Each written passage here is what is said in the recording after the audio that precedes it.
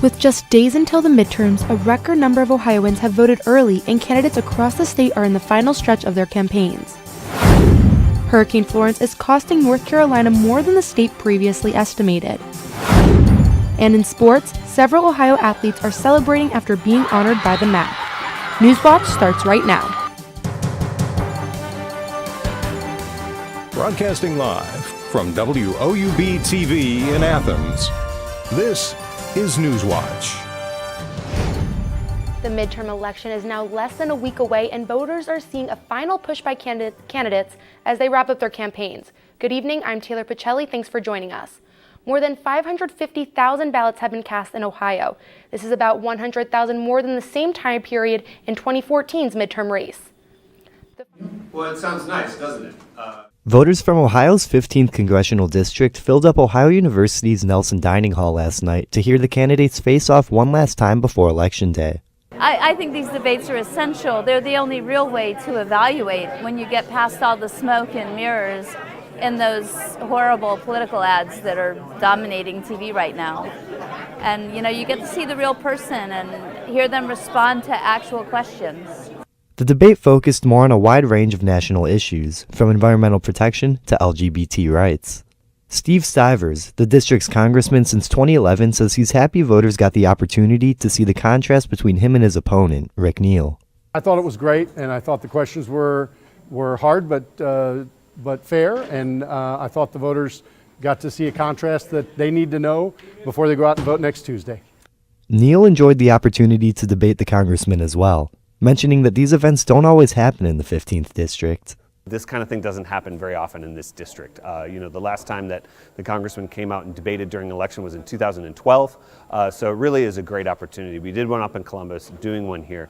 Great opportunity for folks to hear directly from the congressman, hear directly from me, ask questions to us directly. I was really pleased that we got to do it. This was the second and final debate between the two candidates before Election Day. Reporting for Newswatch, I'm Ben Schwartz. Local and state candidates aren't the only ones campaigning. National politicians are campaigning for their respective parties around the country. Democratic Senator Elizabeth Warren will be at Ohio University tomorrow. Warren will hold an early voting rally and campaign for gubernatorial candidate Richard Cordray. The event will be at 1 o'clock in the Walter Hall Rotunda. And Vice President Mike Pence visited Ohio today. He campaigned for Ohio Republicans candidates in Mansfield. Attorney General Mike DeWine and Representative Troy Balderson were also at the event. Pence addressed the divisiveness present in the country. We urge every American, pray for the victims and their families and the entire Jewish community all across Pittsburgh, that they would know that we are with them. And also pray, as the President said this Saturday, that our nation would, in his words, rise above the hate, move past the division, and embrace our common destiny as Americans. And on Monday, the day before the election, President Donald Trump will head to Cleveland. The governor's race is set to be incredibly close, and Republicans are trying to keep majority control of Congress. President Trump's event will be at the IX Center at 3 o'clock. One of the 3 lawsuits filed against Ohio State University is being dismissed. This is in regards to Dr. Richard Strauss, a former wrestling team doctor, being investigated over alleged sexual misconduct and the university not taking action. The lawsuit is being dismissed because the claims will be incorporated into another lawsuit for an intended class action case. A law firm investigating these claims has heard from 145 ex-students who say they experienced misconduct from Strauss between 1979 and 1997. Distracted driving is now a secondary offense in Ohio. It's an effort aimed at making Ohio roads safer. The law went into effect on Monday and will allow police officers to give drivers an additional ticket if any distracted driving contributed to the original traffic violation. Distracted driving can include actions such as eating or adjusting the radio and will result in a fine or completion of a safety course. 2 Ohio cities have been selected as winners in a climate challenge program aimed at promoting a sustainable future for residents. Columbus and Cincinnati were announced winners on Monday by the Bloomberg Philanthropies organization for their plans to reduce air pollution and citywide emission by reforming transit and building sectors. A total of 20 cities will be selected on a rolling basis and will each receive a support package worth $2.5 million.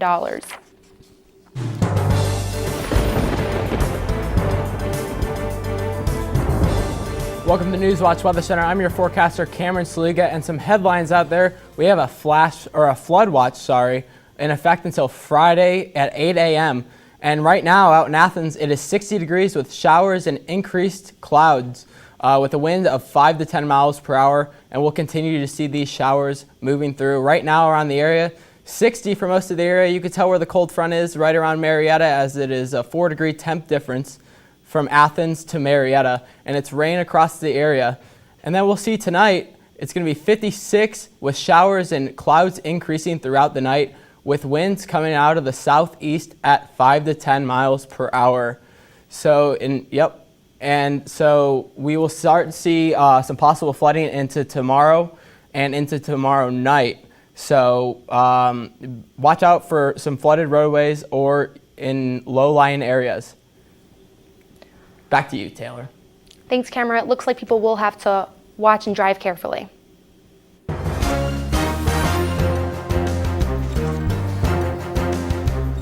After 3 months on the job, United Way of Greater Cincinnati's new CEO is taking a leave of absence. Michael Johnson is taking leave after telling his board in an email that he has been a victim of, quote, subtle threats in a hostile work environment. Jake Ryle reports. Couldn't have looked better when Michael Johnson joined the United Way last spring. It's unbelievable. He's a great leader. He's going to be perfect for our United Way here in Cincinnati. Now it looks like the United Way is divided. The emails paint a picture of conflict between Johnson and board chair Julia Poston. Johnson says after one meeting with Poston, he was so shaken he called a friend to pray with him. Johnson writes Poston is acting like the CEO, overreaching her authority, interfering in key hiring decisions, and forcing Johnson to run his decisions through a subordinate. He later added that Poston told him if he didn't beg for members on the executive team not to retire, it would be catastrophic for him. 9 on Your Side reporter Tom McKee spoke just last week with Johnson, who even then was praising the United Way's strength. We're still one of the strongest United Ways, in the country. The United Way's big fundraising campaign could fall short, and funding to groups that depend on it could be cut 20%. This is a smart city, a very giving region. I think that United Way has to be in the center and help pull people together. Johnson says he was misled about the state of the agency when he was hired, but says he can handle it if Poston gets out of the way. United Way released a statement saying in part that Johnson asked, quote, for the ability to spend some time away from the office and with his family. Johnson is still employed by United Way, but an interim CEO has been appointed during his time off. A new study says going to a haunted house might actually be good for you.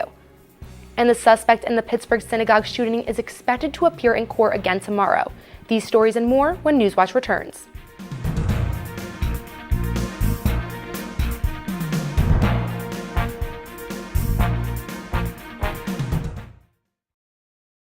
This is what we've all been waiting for. The postseason is finally here.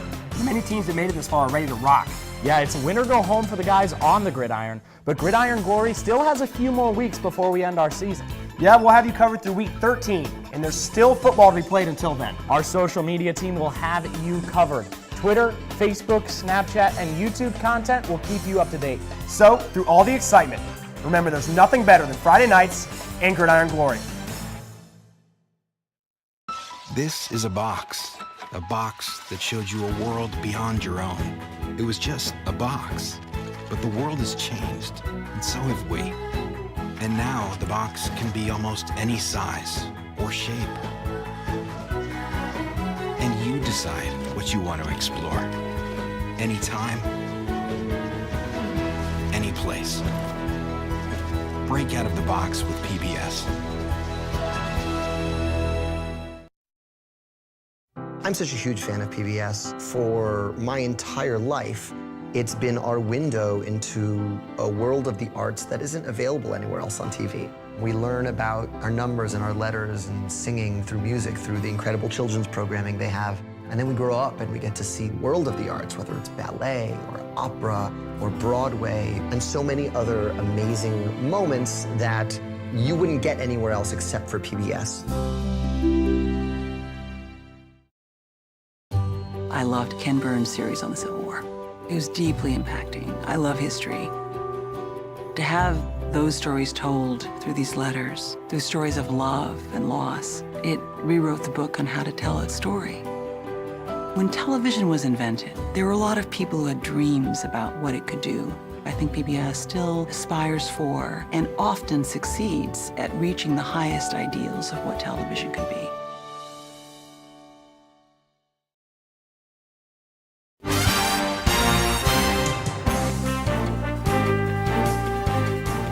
An Indiana family is mourning the loss of their children after they were killed yesterday morning at their bus stop. Caitlin Kendall reports. You reference children that were getting on the bus have been struck by a vehicle. He didn't lose one kid. He lost all of his kids. A family just beginning to mourn the loss of 3 young children. All the prayers we can get, all we can ask for, you can't bring back the kids. Elgin Engel, the uncle of twin 6-year-old boys Mason and Xavier Engel, and their 9-year-old sister, Olivia Stahl, who were tragically killed Tuesday morning while crossing the street to get on the bus. The dad was out here having to identify his young children that were just a few hours earlier getting ready to go to school. Little did the family know their lives were going to change in an instant after police say 24-year-old Alyssa Shepard came down the lane, striking 4 kids. You're supposed to be able to go to your bus stop and be safe. You're supposed to get on your bus and be safe.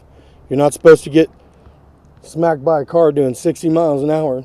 We don't see first responders shed tears at crash scenes very often, but there were tears shed today. Those tears felt throughout the community.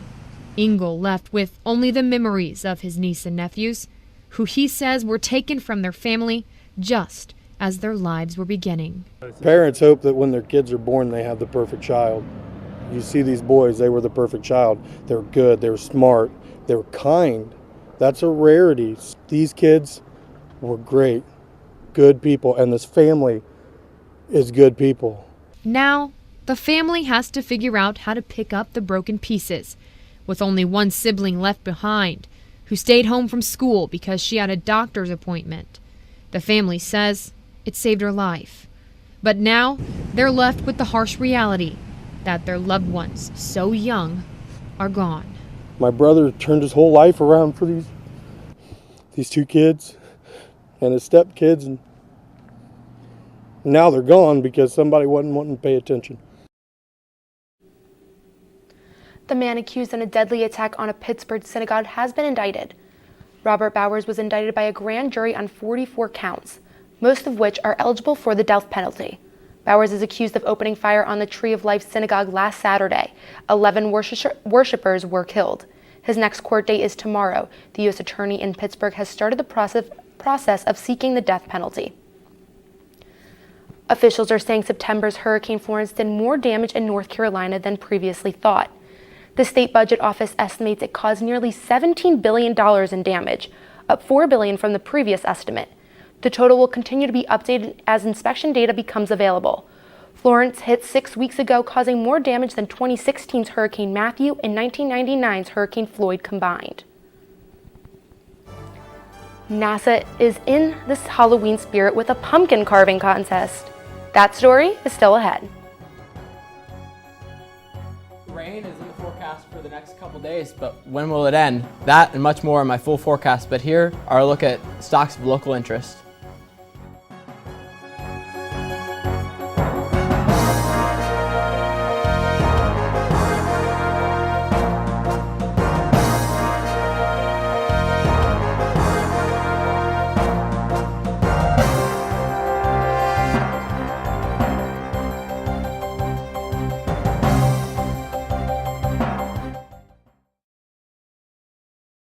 Member-supported. WOUB is member-supported public television. Your contribution keeps WOUB available in your community. Become a member with a gift of $60 or more for access to stream more than 1,000 of your favorite PBS programs through WOUB Passport. Programs like Nature, Sherlock, and all episodes of Downton Abbey and Victoria. Pledge now at WOUB.org. And thank you.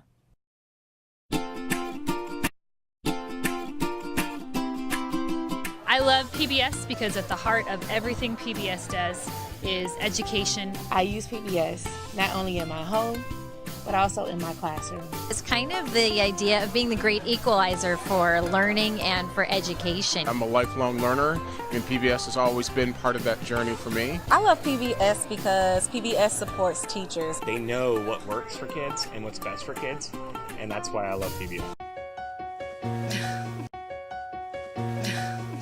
What are you doing? Possibilities.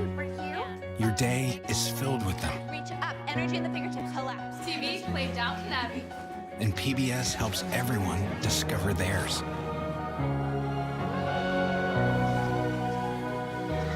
Anytime, anywhere. Up in the sky, you can see it. PBS, we're with you for life.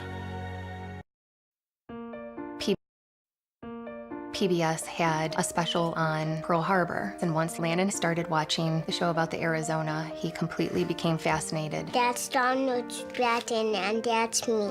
And then his Christmas wish this year was to meet Donald Stratton, one of the survivors from the Arizona. So good to see you, buddy. Everything that Landon has learned from PBS, it's immeasurable. This is for you. Thank you, big guy. He is living proof of the effect that PBS has had on his life.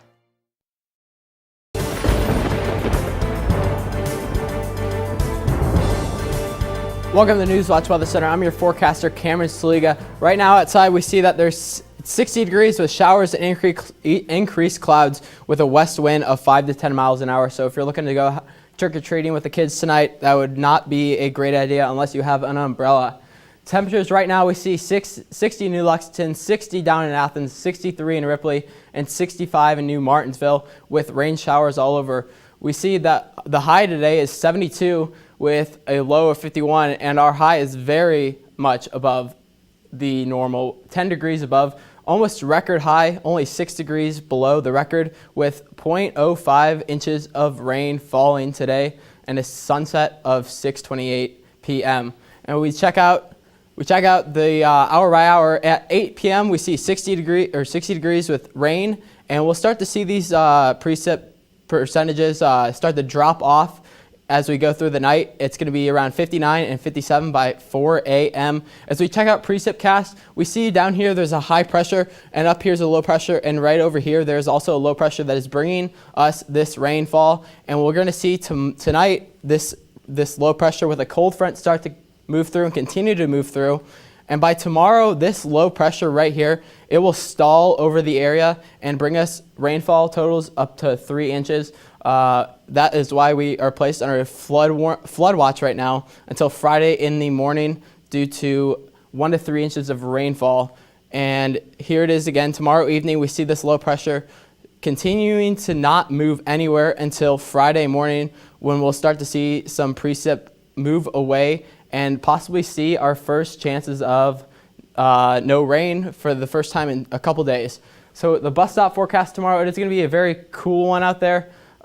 56, a few showers, and it'll be mild out there with a southeast wind of 5 to 10 miles an hour. So you're going to want to bundle the kids up in something light, as it'll be mild out there. We see the temperatures tonight down in Athens, 56, 56 in Ripley, 49 up in Newark, and 52 in Chillicothe. And we're going to check out tomorrow in Athens, 61. It's going to be wet also, and it's going to be a little bit cooler than today with a southwest wind of 5 to 10 miles per hour. We check out the temperatures for tomorrow, 61 in Athens, 65 down in Marietta, and 71 down in Ripley. As we check out the 7-day forecast, you could see there is rainfall on Thursday and Friday with temperatures starting out 61 and dropping down into the 50s to start the weekend off. And we'll start the week off next week in the 60s, and the next chance of rain will start on Tuesday, and then we'll go back to normal temperatures around the 50s on Wednesday. Back to you, Taylor. Thanks, Cameron. With so many scary things happening in the real world, it might seem strange that people continue to seek out chills and thrills in haunted houses and horror movies. But the lead researcher in a new study in the journal Emotion shows us there's an upside to venturing into the dark side. Jeremy Roth has more in today's Health Minute. Fear is often a toxic force in society, but I personally have always really enjoyed doing scary things. Margie Kerr is a sociologist who studies fear. I wanted to understand why we would want to engage with something that's largely negative. Kerr analyzed people's responses before and after walking through Scare House, an extreme haunt in Pennsylvania. The spine-tingling experience improved moods, decreased stress, and increased confidence. While it seems unlikely, some of the benefits were similar to meditation. These very intense emotional experiences ground us in our body and are related to decreased reactivity, checked out in a good way. But how far is too far to go for a fright? For fear to be fun, it does have to happen within an environment that is relatively safe. Kerr says choice and agency make all the difference. That people are enjoying the moment where they can have fear more in their own control. For today's Health Minute, I'm Jeremy Rowe.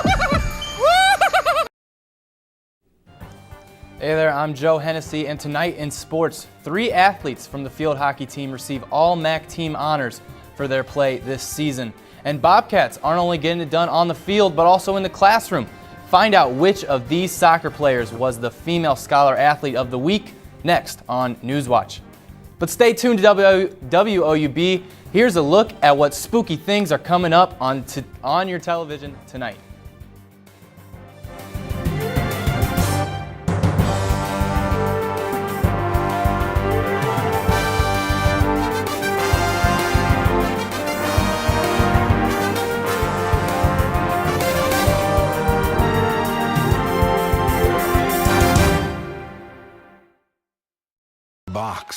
A box that showed. This is a box that showed you a world beyond your own.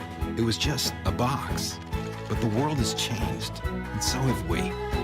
And now the box can be almost any size or shape.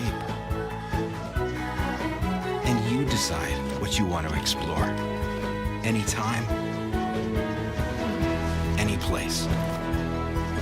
Break out of the box with PBS.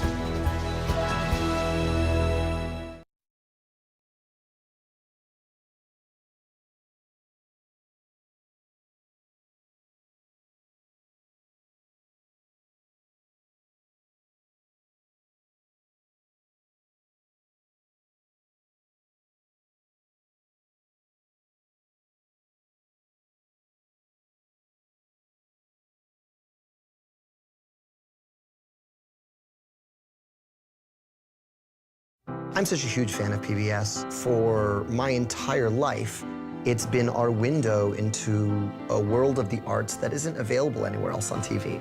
We learn about our numbers and our letters and singing through music, through the incredible children's programming they have. And then we grow up and we get to see the world of the arts, whether it's ballet or opera or Broadway, and so many other amazing moments that you wouldn't get anywhere else except for PBS.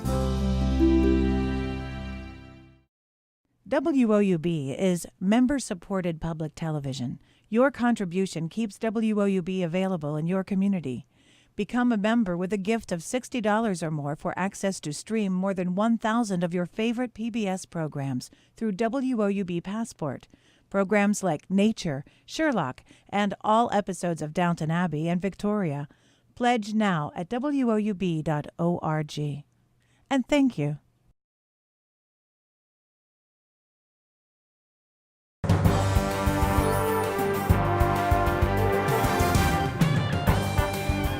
Welcome back. I'm Joe Hennessy, and the MAC first and second team for field hockey was announced earlier today, and 3 Bobcats received recognition for their play. Emma Eggleston is the lone first team member, and this is her second time being on the All-MAC team. She only accounted for 7 points this season, but she did not miss a game. Stats don't show her impact for this team. Both sophomore midfielder Jillian Shive and Leah Warren, a sophomore defender, earned All-MAC second team honors. Shive finished the regular season leading the team in goals, and Warren, known for her power shot, made a huge impact as well. As for the MAC tournament, the Bobcats sit at 5th place and will battle the 2 and 4 Ball State Cardinals tomorrow. The winner of this game will go on to play the MAC tourney host, Miami. They have been dominant all season, going undefeated in MAC play. Josh Park and Sydney Leckie are this week's Scholar Athletes of the Week. Park is a sophomore and is studying exercise physiology. Park is the 4th Ohio athlete to win the MAC cross-country individual title and the first since 1996. Lecky, a junior defender majoring in child and family studies, scored her fourth goal of the season in the 69th minute to secure the Bobcats' win on Sunday. They advance to the conference semifinals for the first time since 2004. The MAC has come out with a preseason poll for women's basketball, and the Bobcats have been picked to finish 3rd in the East Division. Ohio earned 3 out of 12 first-place votes in the East. The Bobcats are coming off a 16-15 record from last year and 9-9 in conference play. Sophomore guard Cece Hooks looks to change things. She won MAC Freshman of the Year last year and received MAC East Division preseason honors earlier today. Head coach Bob Bolden shared his thoughts on the team's experiences from last season. We don't have 1,000-point scorers returning type experience. So again, it's just a little bit different. And I don't know that it's good or bad, but it's certainly different. And I'm looking forward to seeing how we develop as the season goes on. And the football team tomorrow will be playing 5.5 hours north of Athens. The Bobcats look to get their 6th win of the season and 4th in MAC play against the Western Michigan Broncos. Ohio is 2nd in the East Division and Western Michigan is 2nd in the West. Ohio averages just over 38 points per game, which is 2nd in the MAC, and the Broncos average 35, which is 3rd. Ohio averages over 468 yards a game, 1st in the MAC. Broncos average 463 yards, 2nd in the MAC. Here is the gap go. Here is the gap. Western Michigan is the 2nd best pass offense in the MAC, and Ohio's pass defense ranks last. That could be the deciding factor, but this Thursday night MACtion could turn into a shootout real quick. Alrighty, I'm Joe Hennessy, and that is it for sports. Back to you, Taylor, at the desk. Thanks, Joe. NASA is getting in on some Halloween fun with these beautiful pumpkin carvings. This was the 7th year for the annual pumpkin carving competition at NASA's Jet Propulsion Laboratory in Pasadena, California. As you can see, the simple smiling pumpkin or carved faces would not do at this competition. The contestants took standard jack-o'-lanterns and made them spin, light up, glow, and even battle other pumpkins. All the contestants had to create their entries on their own time, not at work. The prize for coming up with all these elaborate displays, you may ask? Just some good old-fashioned bragging rights. Now we'll head over to Cameron for a look at our final weather. Thank you, Taylor. And tonight we'll see temperatures in the 50s overnight. There will be showers and increasing clouds as the night goes on, and we'll start to see winds come out of the southeast at 5 to 10 miles per hour with some rain showers here and there occasionally coming down. At 6 a.m. tomorrow, we're going to start off at 57 and 80% chance of rain, and then by noon we'll start to see a lower chance as there is a less chance of rain by noon, and then by 6 p.m. we'll pick right back up with 59 and an 80% chance of rain out there. So it'll be a wet one tomorrow, and you'll want an umbrella. Back to you. Thanks, Cameron. And that does it for our broadcast this evening. Thanks for watching. I'm Taylor Pacelli. Stay tuned for the PBS NewsHour coming up next, and remember you can find the latest news anytime at WOUB.org. Happy Halloween.